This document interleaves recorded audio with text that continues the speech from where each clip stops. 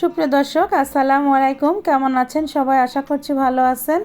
বরাবরের মতো আবারও চলে আসলাম নতুন একটি রেসিপি নিয়ে। তো দেখুন, আজকে কিন্তু আমি এই খেজুর দিয়ে অসম্ভব মজার একটি রেসিপি করব। বিকালে যারা আমরা বসে থাকি এ ধরনের খাবার খেতে পছন্দ করি, আর বিকালে বসে থেকে কিন্তু এ ধরনের খাবার হলে কিন্তু বিকালটা জমেই যায়, আর একটু আনকমন খাবারটা খেতেও কিন্তু মজা লাগে। তো এত সময় দেখে অবশ্য নিজেই আপনারা বুঝতে পেরেছেন যে আমি আজকে কি তৈরি করতে পারি। তো দেখুন, এখানে কিন্তু খেজুরের ছাতু বা নাড়ু তৈরি করব। তো দেখুন, এখন কিন্তু এই খেজুরের মৌসুম, আর যারা গ্রাম অঞ্চলের দিকে থাকেন তাদের গ্রামে কিন্তু এই খেজুরটা কিন্তু অহরহ পাওয়া যায়। তো গ্রামের সাইডে যারা থাকে, যারা দেশের বাড়ি থেকে অনেক সময় কেউ আসতে লাগলেও ধরেন এই ধরনের জিনিস অনেক সময় পাঠিয়ে দেয়। গাছের একটা জিনিস খেতে সবাই পছন্দ করে। তো দেখুন, দেখা যাচ্ছে এই খেজুরগুলো অনেক সময় অনেকে বুঝতে পারে না কিভাবে খেতে হয়। তো এই খেজুর দিয়ে সুন্দর একটি রেসিপি কিন্তু তৈরি করা যায়। তো আজকে কিন্তু এই খেজুর দিয়ে আমি একটি নাড়ু বা ছাতুর একটি রেসিপি করব। আর এই নাড়ু খেতে কিন্তু দারুণ মজা লাগে। যেভাবে তৈরি করব এইভাবে যদি আপনারা তৈরি করতে পারেন তাহলে চলুন কিভাবে আমরা নাড়ুটা তৈরি করি দেখে নিই। তো ভিডিওটি ভালো লাগলে একটি লাইক, কমেন্ট, শেয়ার করে এবং চ্যানেলটিকে সাবস্ক্রাইব করে পাশে থাকবেন। তো বন্ধুরা, আমি খেজুরগুলো কিন্তু সুন্দর করে ধুয়ে পরিষ্কার করে নিয়েছি, আর খেজুরে কিন্তু একটু পানি নাই, পানিটা ঝরিয়ে নিতে হবে। আর এখন এখানে দেখুন, আমি বাজার থেকে একটু মোটা ধরনের চাল নিয়ে আসছি। এটা হচ্ছে গিয়ে ভাতের সেদ্ধ চাল।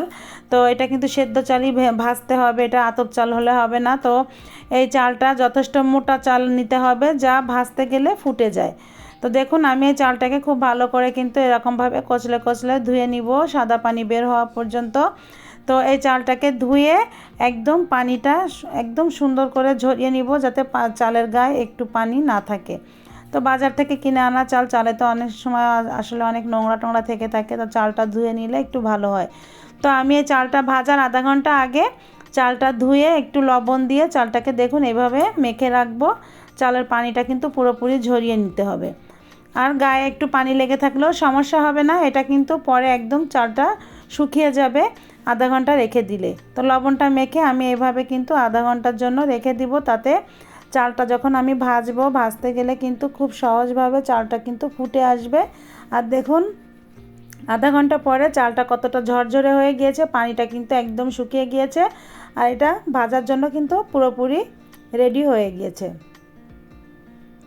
এখন আমি একটি কড়াই গরম করতে দিয়েছি, আর দেখুন কড়াইটা কিন্তু খুব ভালো করে গরম হতে হবে। আর এখন কিছুটা চাল আমি এখান থেকে অল্প অল্প করে দিয়ে এভাবে ভাজতে থাকবো। তো দেখুন, চালটা দেওয়া মাত্রই কিন্তু চালটা খুব ফুটে উঠছে। তো এখন কিন্তু আমি এইভাবে চালটাকে ভাজতে ভাজতে একদম দেখবেন যে লাল লাল যখন হয়ে আসবে আর পুরো চালটা ফুটে যাবে, তখন কিন্তু আমি চালটাকে এই চাল ভাজিটাকে নামিয়ে ফেলবো। এটাকে বলে চাল ভাজা। তো এই চালটা কিন্তু এভাবে ভেজে নিতে হবে। তো দেখুন, এই চালটা যখন ভাজবেন চুলার আঁচটা কিন্তু মিডিয়ামে রেখে দিবেন। এটা কিন্তু হাই স্পিডে ভাজা যাবে না, তাহলে কিন্তু চালগুলো পুড়ে যাবে। এদিক থেকে চালগুলো ফুটবে না, কাঁচা থেকে যাবে। তো দেখুন, আমার চালটা অনেক সুন্দর ভাজা হয়ে গিয়েছে। আর ঠিক একইভাবে অল্প অল্প করে চালগুলো কিন্তু ভেজে নিতে হবে। একবারে কিন্তু কখনো ভাজবেন না, সেটা ভাজাও হবে না। তো দেখুন, আমি পুরোপুরি চারবার দিয়ে এই চালগুলোকে ভেজে নিয়েছি। আর চাল ভাজিগুলো অনেক সুন্দর হয়েছে। দেখুন, ঠিক এরকম করে কালার করে ভেজে নিতে হবে। আর এই চালগুলো চাল ভাজাগুলো এখন আমি ব্লেন্ডারে গুঁড়ো করে নিব। আর আপনারা চাইলে পাটায় ওইটা কিন্তু বেটে নিতে পারেন, যাদের ব্লেন্ডার নেই তারা। তো এটাকে আমি এখন গুঁড়ো করে নিয়ে, তো দেখুন, এখন আমি সেই খেজুরগুলোকে কি করব, এই খেজুরগুলো প্রথমে নাড়ুগুলো করার জন্য এই খেজুরগুলো কিন্তু এভাবে একটু চটকে চটকে একটু নরম করে নিতে হবে, বীজটা যাতে আলাদা হয়ে যায়। তো দেখুন, আমি কিছু সময় একটু এভাবে খেজুরগুলোকে কচলে কচলে নিব। আর কচলে কচলে নেওয়ার পরে দেখুন, খেজুরের যে বিচিগুলো আছে, বিচিগুলো কিন্তু একটু আলাদা হয়ে যাচ্ছে।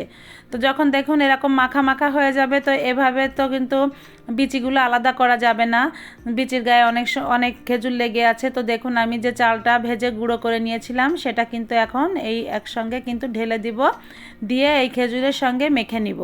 আর এই খেজুরের সঙ্গে মাখতে মাখতে একটা সময় আসবে, দেখবেন এই যে বিচিগুলো একদম পুরোপুরি আলাদা হয়ে যাবে। বিচির গায়ে যতটা খেজুর লেগে থাকে সেই খেজুরটা কিন্তু চাল ভাজার সঙ্গে মিশে যাবে। আর চাল ভাজাটা কিন্তু একটু ধারালো ধারালো টাইপের, খসখসে টাইপের। তো এই খসখসের জন্য দেখুন এভাবে মাখতে মাখতে বিচিগুলো কিন্তু এক পর্যায়ে সুন্দরভাবে পরিষ্কার হয়ে যাবে, আর সম্পূর্ণ খেজুরটা কিন্তু বিচির গা থেকে ছেড়ে দেবে। তো তখন কিন্তু আমরা এই বিচিগুলোকে একটু তুলে তুলে নিব। আর এই বিচিগুলো কিন্তু এর থেকে তুলে নিতেই হবে, কারণ এটা এই অবস্থায় কিন্তু খাওয়া যাবে না। যেহেতু আমি দেখুন এই যে কিছুটা এভাবে মেখে মেখে আমি এই বিচিগুলোকে এভাবে তুলে রেখে দিব, তাহলে নাড়ুটা বানাতে সুবিধা হবে আর নাড়ুটা কিন্তু খেতেও ভালো লাগবে। অনেকে কিন্তু এই বীজ সহই কিন্তু এইভাবে নাড়ুর মতন আকৃতি করে বানিয়ে খায়, কিন্তু সেটা খেতে গেলে অনেক সমস্যা হয়, কারণ বিচি বেছে খেতে কারোর ভালো লাগে না। তো আমি যেভাবে তৈরি করব দেখবেন এইভাবেই কিন্তু এই নাড়ুটা খেতে ভালো লাগবে, বিচি না থাকলে কিন্তু খেতে ভালো লাগবে। তো যাই হোক, দেখুন বিচিগুলো কিন্তু আমি সম্পূর্ণ বেছে নিয়েছি, দেখতেই পাচ্ছেন। আর এখন সম্পূর্ণ দেখুন চালের গুঁড়া দিয়ে আর খেজুর দিয়ে কতটা হয়েছে, আর এই বীজগুলো সব বের করে নিয়েছি। তো এখন কিন্তু এর ভিতরে বীজ নেই। এখন আমি এইটা সুন্দর করে এখন দেখুন কি কি দিব সেটা আমি দিয়ে দিচ্ছি। তো এখানে আমি নারকেল কুচি নিয়েছি, ফ্রেশ নারকেল কুড়ানো নিয়েছি, আর এই নারকেলটা একটু বেশি বেশিই দিব। তো আপনারা আপনাদের পছন্দ মতনও নারকেল দিতে পারেন, তবে আমি একটু বেশি বেশি নারকেল দিব। আর এটা কিন্তু নারকেল বেশি হলে খেতে ভালো লাগে।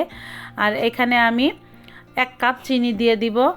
তো এখানে আমি যতটুকু মাপ নিয়েছি, আমি কিন্তু এখানে হাফ কেজি চাল নিয়েছিলাম, আর হাফ কেজি চালের গুঁড়ার সঙ্গে কিন্তু এখানে আমি নারকেল দিয়েছি 1 বাটি, আর এখানে 1 কাপ চিনি দিয়েছি। তো এই 1 কাপ চিনিটাই কিন্তু মিষ্টি ঠিক আছে। আর যেহেতু খেজুর, পাকা খেজুর, তো খেজুরের একটা মিষ্টি আছে। তো আপনারা যে যেমন মিষ্টি খেতে পছন্দ করেন, আমি তো 1 কাপ দিয়েছি, আমরা অবশ্য একটু মিষ্টি খেতে পছন্দ করি, তো আপনারা চাইলে একটু মিষ্টিটা কমিয়েও নিতে পারেন। আর এখানে দেখুন আমি 1 বাটি গুঁড়ো দুধ নিয়েছি, আর এই গুঁড়ো দুধটা দিয়ে দিব। এখানে কিন্তু যে জিনিসগুলো দিচ্ছি এইগুলো দিলে কিন্তু এই নাড়ুটা খেতে দারুণ মজা লাগে বন্ধুরা। তো আমি একটু পরপর এক একটা দিয়ে দিয়ে কিন্তু একটু মেখে মেখে নিচ্ছি, যাতে সম্পূর্ণ নাড়ুটার ভিতরে সব কিছু ঠিকভাবে মিশে যায়। তো এইভাবে আলতো আলতো করে একটু মাখতে মাখতে আমি ভালো করে মাখতে থাকবো। মাখতে মাখতে একটা পর্যায়ে দেখবেন এই নাড়ু যে এটা খুব নরম হয়ে গিয়েছে। আর আমি এখানে দেখুন একটু স্বাদ বৃদ্ধির জন্য, কারণ এই একটু গাওয়া ঘি দিয়ে দিচ্ছি। এই ঘিটা কিন্তু অপশনাল, আপনারা চাইলে নাও দিতে পারেন, তবে ঘিটা দিলে কিন্তু এর ফ্লেভারটা অসম্ভব মজা আসে। যেহেতু আমি দুধ দিয়েছি, এই দুধ দিলেই কিন্তু এনাফ, আর কিচ্ছুই লাগে না। তারপরেও কিন্তু একটু ঘি দিলে কিন্তু এটা খেতে একটু রাজকীয় মতো মনে হয়, রাজকীয় স্বাদ মনে হয়। তা দেখুন আমি সব একত্রে দিয়ে এইভাবে মাখতে মাখতে দেখুন নাড়ুটা কিন্তু আমার হয়ে গিয়েছে, এই পর্যায়ে এসে গিয়েছে। আর এখন কিন্তু পুরো নাড়ু বানানোর পর্যায়ে চলে আসছে। তো এটা কিন্তু আমি একটু দেখুন এরকম নরম নরম তৈরি করেছি। আপনারা চাইলে এর ভিতরে কিন্তু আরও কিছুটা চাল ভেজে গুঁড়ো দিতে পারেন, কারণ যদি মনে করেন যে এর থেকে বেশি তৈরি করবেন, তাহলে কিন্তু এর ভিতরে একটু চাল ভেজে গুঁড়ো আর একটু দিলে কিন্তু সেটাও হয়। কিন্তু আমি একটু নরম নরম করেছি, এই নরম নরমটা কিন্তু বেশি মজা লাগে। আর এটা বানিয়ে যখন আপনি রেখে দিবেন, যত বাতাস লাগবে তত কিন্তু এই জিনিসটা শক্ত হয়ে যাবে। তো দেখা যাচ্ছে বেশ যতটুকু নরম নরম দেখা যাচ্ছে এতটুকু নরম কিন্তু এটা থাকবে না। আর দেখুন এখন আমি এটা নাড়ুর শেপে এটা এইভাবেই করে নিচ্ছি। তো আমি যে ডিশে করছি সেই ডিশটার ভিতরেই কিন্তু এটা এভাবেই তৈরি করা যাবে। আপনারা চাইলে 2 হাতে দিয়েও তৈরি করতে পারেন। তো দেখুন আমার কাছে মনে হয় এটা এভাবে করলেই ভালো লাগে। 2 হাত সব জিনিসে লাগালে আসলে আমার সেটা ভালো লাগে না। তো দেখুন এটা এইভাবেই সহজে যখন হয়ে যাচ্ছে, সেখানে কিন্তু 2 হাতের তালু না লাগালেই চলে। তো বন্ধুরা দেখুন নাড়ুগুলো কিন্তু আমি এইভাবে একে একে সব কয়টা নাড়ু তৈরি করে নিব। তো এই নাড়ুটা কিন্তু যত বাতাস লাগবে তত কিন্তু শক্ত হবে, এই যতটা নরম আছে এই নরমটা কিন্তু থাকবে না। আর নাড়ুটা খেতে কিন্তু অসম্ভব মজা, আপনারা একবার হলেও বাসায় ট্রাই করবেন। আর এই সিজনে এই খেজুরগুলো কিন্তু আসলে পাওয়া যায়, বাজারেও কিনতে পাওয়া যায়। আর যাদের বাড়িতে গাছ আছে তাদের তো কোনো কথাই নেই। তো দেখলেন তো কত সুন্দর নাড়ুগুলো লাগছে, তাই না? আর এই নাড়ুগুলো কিন্তু খেতে অসম্ভব মজা, যারা খান তারা তো অবশ্যই বুঝতে পারবেন। তো বন্ধুরা রেসিপিটি কেমন লাগলো অবশ্যই কমেন্ট করে জানাবেন। বেশি বেশি লাইক, কমেন্ট, শেয়ার এবং চ্যানেলটিকে সাবস্ক্রাইব করে পাশে থাকবেন। পাশে থাকা বেল আইকনটি ক্লিক করবেন, যাতে আপনি আমার নতুন ভিডিও নোটিফিকেশন সবার আগে পেয়ে যান। আজ এ পর্যন্ত, আবারও দেখা হবে নতুন একটি রেসিপি নিয়ে। আল্লাহ হাফেজ।